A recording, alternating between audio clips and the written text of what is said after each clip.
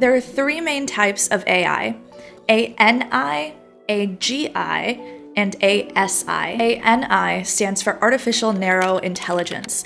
This is the type of AI that we're currently using. It's expected to perform a specific task very well. Some of those specific tasks might be facial recognition, speech recognition, driving a car, or searching the internet. We also use narrow AI for things like Spotify playlists, Netflix recommendations, Google Translate, Google Maps, healthcare diagnoses, and finance apps. Basically, if you're using a phone, you are using narrow AI. Narrow AI is incredibly helpful for logging into our phones or scripting YouTube videos, but the information that it knows about us can't automatically be applied to other tasks. This is where AGI could theoretically come in.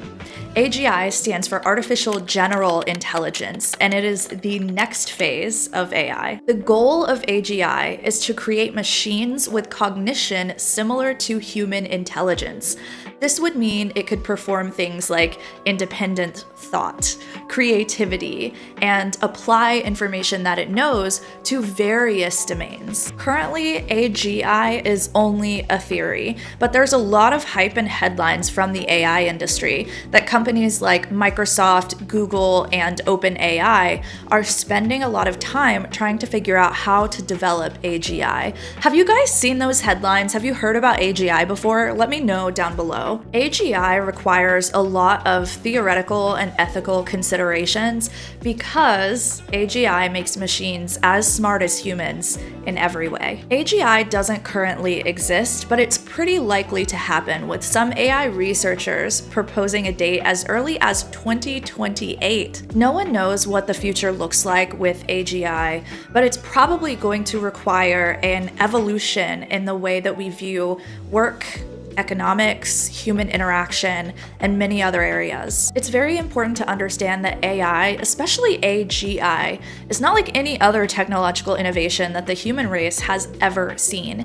It's not like the invention of the internet or even the printing press. It has potential to dramatically impact the human race, for better or for worse. But that's not the end of our AI journey.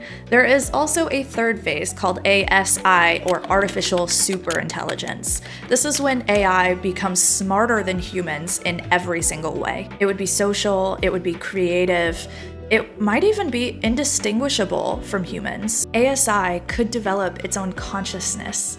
It might be a living being with sentience. This is currently only a theory, and we have a lot of work to do before ASI even becomes possible. So if you're hearing a lot of anxiety from friends or family, it's because of how impactful this technology can be. It's very normal to feel scared, but that's why this channel exists, to help you learn more about how artificial intelligence is changing humanity and to help you upskill so that you can remain competitive in a world where machines can do so much. Make sure to subscribe if you haven't already, and check out the last video where I explained artificial intelligence for absolute beginners. Next time I'll talk about GPTs. I'll tell you what it stands for and what they are. And I was gonna show you guys my cat, but he left. Maybe next time.